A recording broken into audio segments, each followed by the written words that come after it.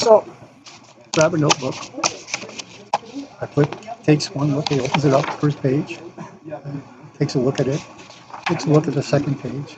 These are all blank, obviously, and you have to pretend you were there.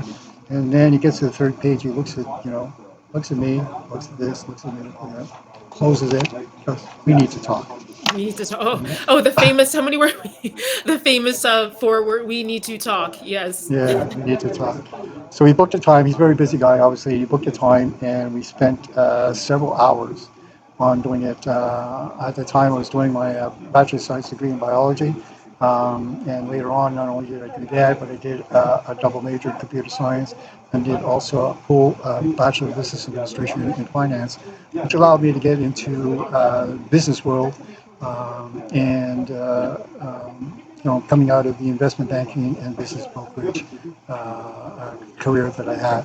So, but tell me, talk to the people about the difference. What it was like before Dr. Eugene's secret, his secret sauce. Talk to us before what it was like in school, before you learned the systems and processes from your cherished family member.